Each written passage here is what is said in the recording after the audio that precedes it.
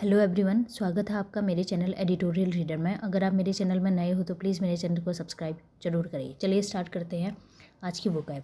आज की सबसे पहली वोकैब है हिंडर। हिंडर एक वर्ब है। इसका मीन्स होता है टू लिमिट द डेवलपमेंट और समथिंग, किसी चीज़ के डेवलपमेंट को रोकना। कॉम्प्लिसेंसी ये एक नाउन है। इसका मीन्स होता है feeling of smug means satisfaction, संतुष्टि। और uncritical satisfaction with one self और वंस अचीवमेंट, अपनी उपलब्धियों से या अपने आप से सेटिस्फैक्शन होना, आत्मसंतुष्टि, उसी को बोलते हैं कॉम्प्लिसेंसी। नेक्स्ट है फैग एंड, एक नाउन है। इसका मीन्स होता है लास्ट पार्ट ऑफ समथिंग, किसी चीज़ का last part specially one regarded, जो किससे रिलेटेड हो, जो लेस इंपॉर्टेंट हो और लेस इंटरेस्टिंग हो, मतलब इतना इंपॉर्टेंट भी नहीं है और इंटरेस्टिंग भी नहीं है इतना। नेक्स्ट है वार्निंग। वार्निंग एक नाउन है। इसका मीन्स होता है डिक्रीजिंग स्ट्रेंथ और इंटेंसिटी। वार्निंग मीन्स डिक्रीज होना, किसमें, स्ट्रेंथ या उसकी इंटेंसिटी में। नेक्स्ट है लल। लल एक वर्ब है। इसका मीन्स होता है टू सूथ और क्वाइट रहना, शांत रहना। चलिए आज के एडिटोरियल का टॉपिक है नो रूम फॉर ब्राउडो। ब्राउडो मीन्स होता है बोल्डनेस, शो करना, बोल्डनेस शो करना, साहस या वाहवाही बोल सकते हैं आप, साहस भी बोल सकते हैं। ये शो करना, इसी को बोलते हैं बोल्डनेस एटीट्यूड, साहसी एटीट्यूड, जहाँ पे ज़रूरत भी नहीं है वो उसे बोलते हैं। नो रूम फॉर ब्राउडो, ब्राउडो के लिए कोई रूम नहीं है, कोई जगह नहीं है। ऑन इंडिया ईजिंग कोविड-19 है, किसको रिलेटेड, इंडिया के कोविड-19 के रिस्ट्रिक्शन को, जो उन्होंने प्रतिबंध लगा रखे हैं, उसके ढिलाई को लेके कोई भी जगह नहीं है ब्राउडो के लिए। As long as the virus is in wide circulation, जब तक वायरस वाइड सर्कुलेशन में है अराउंड द वर्ल्ड, चारों पूरे दुनिया में, मतलब प्रचलन में है। India should not lower it's guard, India को अपने जो सुरक्षा है उसको कम नहीं करनी चाहिए कि चलो कोविड-19 चला गया, अब थोड़ा ये ओमिक्रॉन कम हो गया तो अब हम बस फ्री घूम सकते हैं सब कुछ, तो कोई आप इतनी सेफ्टी रख नहीं रहे हो। तो उसका एडिटोरियल का कहने का टॉपिक ये है कि आप सेफ्टी रखें, चाहे वायरस जब तक वर्ल्ड में अभी तक चल रहा है कहीं पे भी हो, तो आप अपना सुरक्षा रखिए। द वायरस है, इसके लिए इज, यहाँ पे इसकी वर्ब आई है, सिंगुलर आया है। India should not lower it's, India के लिए यहाँ पे इट्स आया है।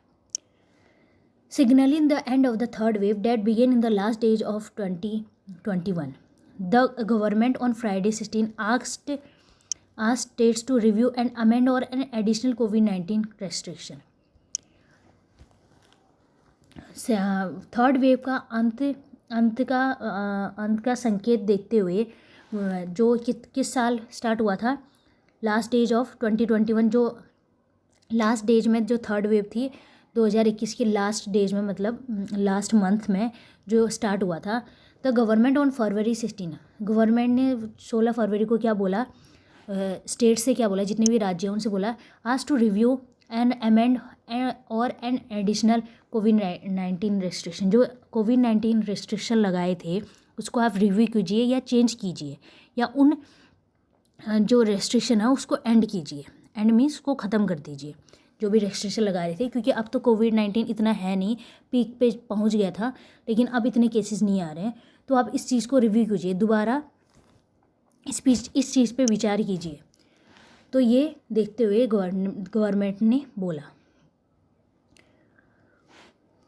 Signalling the end of the third, अब थोड़ा इसमें ग्रामर भी समझ लेते हैं। Signalling the end of the third wave that begin, wave के लिए आया begin in the last 20 days, the government on Friday, जब कोई भी फरवरी हो, ऑन जनवरी, ऑन फरवरी तो ऑन आता है, ऑन फरवरी 16 जैसे कोई डेट दी हो, आज स्टेट्स को क्या बोला, टू रिव्यू करे। टू के साथ हमेशा फर्स्ट फॉर्म ऑफ वर्ब आती है। एंड अमेंड और एन एडिशनल कोविड-19 रेस्ट्रिक्शन, जो भी कोविड-19 के रेस्ट्रिक्शन है उसको थर्ड वेव के जो संकेत है ख़त्म होते हुए, तो इसको देखते हुए, जो किस में स्टार्ट हुआ था 2021 में, तो गवर्नमेंट ने स्टेट्स को क्या बोला कि आप रिव्यू कीजिए दोबारा जो कोविड-19 रेस्ट्रिक्शन लगाए थे, या एंड कीजिए या अमेंड कीजिए, चेंज कीजिए उस रेस्ट्रिक्शन को, क्योंकि अब तो इतना कोविड है नहीं, तो इस चीज़ को रिलेटेड उन्होंने बोला कि आप रिव्यू कीजिए या रेस्ट्रिक्शन को एंड कर दीजिए, ख़त्म कर दीजिए। कौन से restriction that hinder the free movement of people and economic activities may no longer be necessary considering that the third wave seems to be truly coming to end the government noted. कौन सी restriction को government बात कर रहा है, जो क्या करता है, रोकता है। रेस्ट्रिक्शन के लिए हिंडर आया क्योंकि यहाँ पे पुल्लर है इसलिए हिंडर आया, रेस्ट्रिक्शन होता तो हिंडर्स आता। जो क्या करता है, रोकता है फ्री मूवमेंट ऑफ, लोगों के फ्री घूमने फिरने को, आवाजाही को लोगों के, एंड इकोनॉमिक एक्टिविटी, जो भी इकोनॉमिक एक्टिविटी चल रही है, may no longer be considering in that the wave seems to be truly coming to end. क्योंकि अब रेस्ट्रिक्शन को may no longer be necessary, मतलब जो ये रेस्ट्रिक्शन लगाए थे अब जरूरी नहीं है, क्योंकि ये देखने में मिल रहा है कंसिडरिंग एंड, ये देखते हुए that the third wave seems to be truly coming to end, ये थर्ड वेव सच में ख़त्म हो रही है, इसका अंत हो चुका है। गवर्नमेंट ने ये नोट किया, इस वजह से इन्होंने जो रेस्ट्रिक्शन लगाए थे उसको रिलेटेड इन्होंने स्टेट्स को बोला आप इसको रिव्यू कीजिए या एंड कर दीजिए रेस्ट्रिक्शन को।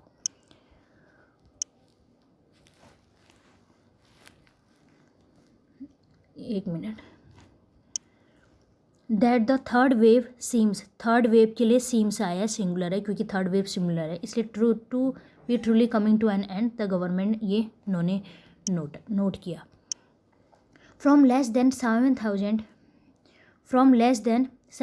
Daily cases in the fourth week of December, the number of cases began rising sharply in the last days of, जो 7,000 से कम केसेस आ रहे थे दिसंबर के फर्स्ट वीक में, the number of cases began rising sharply in the last days of, जो last days थे 2021 के, उसमें क्या हुआ, अचानक से बहुत सारे ज़्यादा बढ़ गए, केसेस बढ़ गए कोविड के, एंड इंक्रीज एक्सपोनेंशियली, इंक्रीज मतलब बहुत एक्सपोनेंशियली मतलब बहुत तेज़ी से बढ़ना, बिफोर पीकिंग ऑन जनवरी, इतनी तेज़ी से बढ़े जब तक पीक नहीं आया जनवरी 20 तक,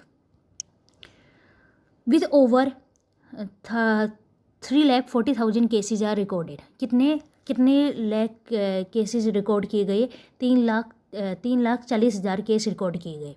स्टार्टिंग के फर्स्ट वीक में तो दिसंबर के क्या आ रहे थे, डेली फ्रेश केसेस क्या आ रहे थे, 7,000 से लेस आ रहे थे, लेकिन जैसे ही लास्ट डेज जो हुए, जो लास्ट डेज 2021 के, उसमें अचानक से बढ़ने लग गए, और इतना बढ़े कि विथ ओवर जनवरी 20 तक पीक आया, तो उससे पहले कितने हो गए, 3,40,000 केसेस रोज़ आ रहे थे।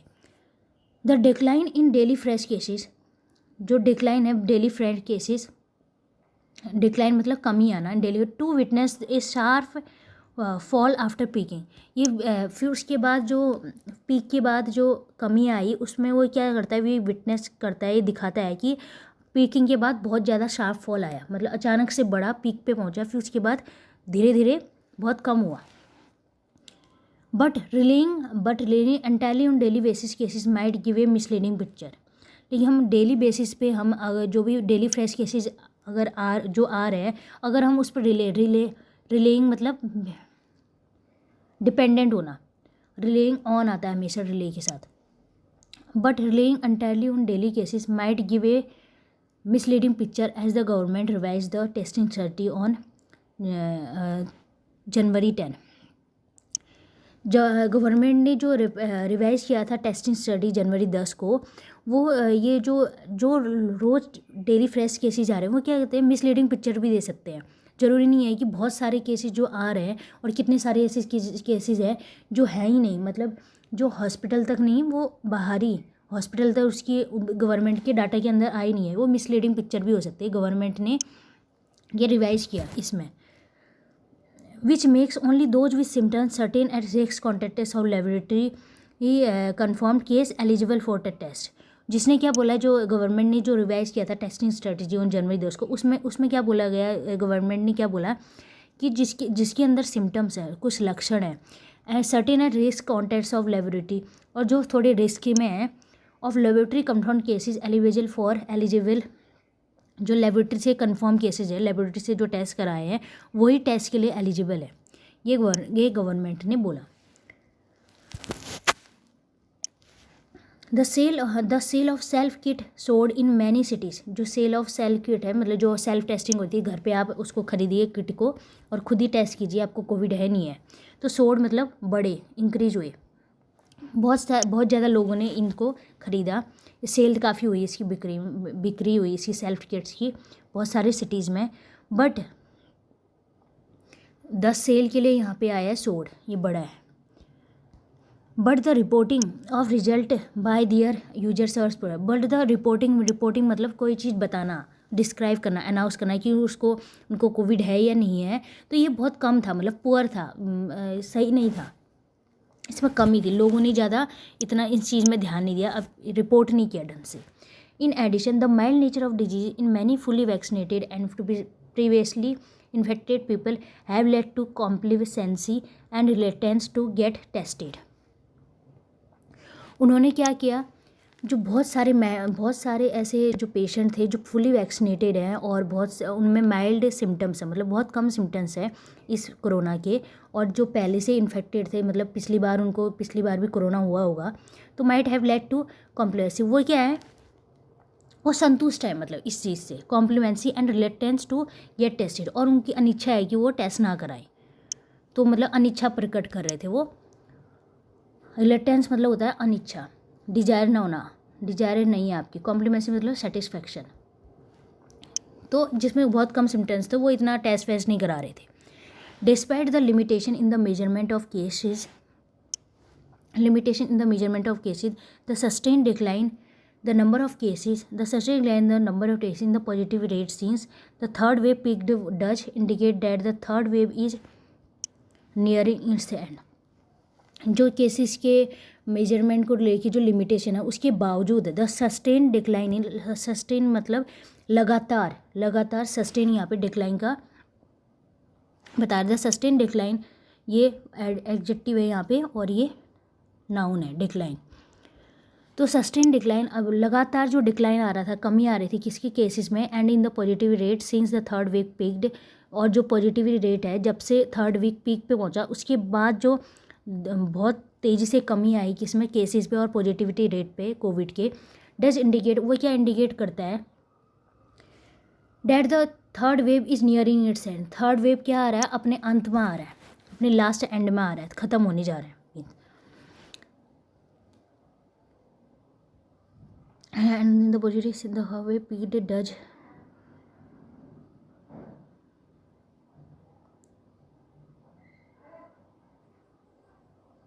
does indicate that the wave is nearing its end. Yeah. Next है, for the first time since the third wave third wave peaked, the 7-day average test positive rate nationally fell below 5% on February 12. जब से Covid third wave peak पे पहुंचा उसके बाद the 7-day average test positivity rate, जो 7 दिन की अगर एवरेज टेस्ट पॉजिटिविटी रेट देखेंगे तो nationally below 5% on February bar, nationally मतलब पूरी होल नेशन में, होल कंट्री में, होल नेशन में। तो ये क्या हुआ, ये 5% से नीचे फेल हुआ, मतलब 5% से नीचे आया पॉजिटिविटी रेट अगर हम एवरेज देखा गया पूरी कंट्री में 12 फरवरी को। 3% कितने में था, 3% कितना था, 16 को। But 16 state still reported 7-day average test positivity rate above the national average. अगर 16 स्टेट देखा जाए तो 7 डे का एवरेज जो टेस्ट पॉजिटिविटी रेट है उनका उस नेशनल एवरेज से कुछ ज़्यादा है, मतलब जैसे जो नेशनल एवरेज मतलब पूरे इंडिया का, पूरी कंट्री का जो नेशनल एवरेज रेट था उससे बहुत ज़्यादा है। It is very high in, ये बहुत ज़्यादा हाई था किसमें, इट इज़ वेरी हाई है किसमें, यूनियन टेरिटरी ऑफ पौंडीचेरी में 28.8% पॉजिटिव रेट है, मिजोरम में इतना है, उड़ीसा में इतना है, एंड केरल में इतना है। The true indicator that India has reached, ये true indicator that India has reached the fag end of the third wave is reflected in the reduce number of hospitalisation. जो सबसे बड़ा संकेत है कि थर्ड वेव कम हो रहा है, उसका लास्ट स्टेज है वो, मतलब फैग एंड मतलब लास्ट पार्ट है, मतलब लास्ट पार्ट में पहुंच चुका है कौन सा, थर्ड वेव।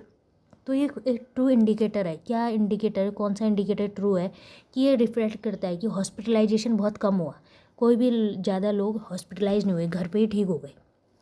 तो एक ट्रू इंडिकेटर, ये संकेत है कि थर्ड वेव लास्ट वेव में पहुंच चुका है, अपना लास्ट स्टेज में पहुंच चुका है अपना। The warning of the third, it means 2 minute grammar भी समझा देती हूँ आपको इसमें। ये तो the true indicator, true indicator, the true indicator, true indicator के लिए डेट इंडिया हैज, इंडिया के लिए हैज आया, हैज के साथ हमेशा थर्ड फॉर्म ऑफ वर्ब लगती है। The fag of way is reflected in the reduce number of hospitalization, ठीक है। Next, the warning of the third wave caused by extremely infectious Omicron variant should be no reason to lull India into complacency. ये जो third wave की जो warning है, मतलब जो strength जो कम हुआ है थर्ड वेव का, जो थर्ड वेव किसकी वजह से आया था, ओमिक्रॉन वेरिएंट की वजह से आया था जो थर्ड वेव, वो वार्निंग है, मतलब उसकी इंटेंसिटी कम हो गई है, कम हो रहा है वो। शुड बी नो रीजन, ये इसका कोई रीज़न नहीं होना चाहिए टू लल इंडिया इनटू कॉम्प्लीमेंसी, कि टू लल मतलब शांति से, इंटू कॉम्प्ले मतलब संतुष्टि के साथ इंडिया बैठ जाए, ऐसा कोई रीज़न नहीं होना चाहिए। शांति के साथ, बिल्कुल सेटिस्फेक्शन के साथ वो इंडिया क्या हो, लल मीन्स क्या बोला मैंने, शांति के साथ, और ये इंडिया इंटू कॉम्प्लीमेंसी, ऐसा कोई रीज़न नहीं होना चाहिए। मतलब अभी भी आपको थोड़ी सेफ्टी बना के रखनी चाहिए। The notion that India enhance surveillance, जो नोशन है, जो धारणाएँ हैं, the notion that India's enhance surveillance, India के जो बढ़ते हुए सर्विलेंस है, जो सुरक्षा है, निगरानी है, मैन पावर है और इंफ्रास्ट्रक्चर है, can fight any possible COVID-19 waves in the future, not only risks of confidence but is also dangerous। तो इन्होंने क्या बोला, इसने बोला जो नोशन है, जो धारणाएं बना रखी है कि इंडिया की जो सर्विलेंस है, निगरानी है, उसका इंफ्रास्ट्रक्चर है, उसका मैन पावर है, वो ये ऐसा धारणा है कि वो किसी भी COVID-19 को भी वेव आए उससे फाइट कर सकता है। तो ये क्या है, not only risk of confidence, confidence मतलब ये दिखाता है, ओवर कॉन्फिडेंस दिखाता है, बट इज ऑल्सो डेंजरस, और ये बहुत ज़्यादा ओवर कॉन्फिडेंस दिखाता है और ये डेंजरस भी है। ये आप ये धारणा ना बनाए कि हम कोई भी COVID-19 से लड़ जाएंगे, ऐसा नहीं है। अगर आप इसको ओवर कॉन्फिडेंस में रहेंगे, ये डेंजरस भी हो सकता है। Virus continuously evolve, virus continuously लगातार इवॉल्व होता है, जैसे फर्स्ट में उसका पहला म्यूटेंट आया था, फिर दूसरा म्यूटेंट आया, उसको चेंज होता रहता है, वायरस भी इवॉल्व होता रहता है। And what shade and characteristic the next variant will have, और हमें ये नहीं पता कि दूसरे जो अगला वेरिएंट आएगा उसका कौन सा शेप होगा, वो किस तरीके का होगा, हमें नहीं पता। फर्स्ट वेव थोड़ी खतरनाक कम थी जो फर्स्ट कोविड आया था, सेकेंड वेव में काफ़ी जाने गई थी, अभी थर्ड वेव उतना इम्पैक्टफुल नहीं था, लेकिन हमें नहीं पता कि नेक्स्ट वेव कैसा आएगा, नेक्स्ट वेरिएंट कैसे आएगा। And the impact will have even in a population which has a large proportion of fully vaccinated and or naturally infected in unknown। क्या है world and world sharing getting the next wave and the impact. और हमें ये नहीं पता कि ये जो बहुत ज़्यादा पॉपुलेशन है किसकी, जिसमें बहुत ज़्यादा फुल्ली वैक्सीनेटेड है और नेचुरली इन्फेक्टेड है, मतलब जिनको पहले से कोरोना हुआ है, वो हमें नहीं पता कि उस पर क्या इम्पैक्ट करेगा, वो अननोन है। जो अब नेक्स्ट वेरिएंट आएगा वो तो हमें नहीं पता ना, जब तक वो आएगा नहीं, पता ही नहीं चलेगा वो किस टाइप का वेरिएंट है। सच ब्राउडो a year ago before the deadly second wave, जो सेकेंड वेव था उससे पहले जो ब्राउडो था, मतलब जो वावाही लुटेरे थे, क्योंकि उस टाइम पे इतनी जाने नहीं गई थी लोगों की, जो फर्स्ट वेव आई थी, driven by the delta variant resulted in a large scale loss of lifes and badly impacted the livelihood of millions of people. Second wave से पहले जो ब्राउडो था, मतलब कि वाहवाही लुटे रहे थे, जब उसके बाद सेकेंड वेव जो आया, जो डेल्टा वेरिएंट आया था, उसने क्या किया, बहुत ज़्यादा जाने ले ली और पूरे इंडिया की पूरी लोगों पे काफ़ी बुरा प्रभाव डाला उसने। Second wave driven by the delta, जो डेल्टा वेरिएंट्स के द्वारा जो आया था सेकेंड वेव, उसने क्या किया, उसके परिणाम स्वरूप क्या हुआ, लार्ज लॉस हुए लाइफ्स के, बैडली इम्पैक्टेड, और उसकी जीवन शैली में लोगों के इंडिया में जो रहते हैं उनकी इसमें काफ़ी इम्पैक्ट डाला उसने। As long as the virus in wide circulation in large percentage of the world population, जब तक वायरस पूरी दुनिया में प्रचलन में नहीं है, बहुत ज़्यादा परसेंटेज में जब तक है, India should not lower it's, India को अपनी सुरक्षा कम नहीं करना चाहिए कि इंडिया में नहीं है तो आप रहने दो, छोड़ दो। ऐसा नहीं है, जब तक पूरी दुनिया में है तब तक आपको सुरक्षा नहीं कम करनी चाहिए। Even when all restriction to free movement are removed and economic activity is fully restored, जब पूरे restriction हटा दिए आपने, इकोनॉमिक एक्टिविटी दोबारा से बहाल कर दिया है, दोबारा से स्टार्ट कर दिया है, तब भी आपको सुरक्षा बनाए रखनी चाहिए। मीन्स आपको मास्क पहनना चाहिए, सैनिटाइज करना चाहिए, जो भी आप प्रिकॉशन ले रहे थे वो अभी भी लेते रहें, ये कहने का मतलब है। ये था आज का एडिटोरियल। अगर आपको अच्छा लगा तो प्लीज़ कमेंट सेक्शन में ज़रूर बताएं। Thank you so much.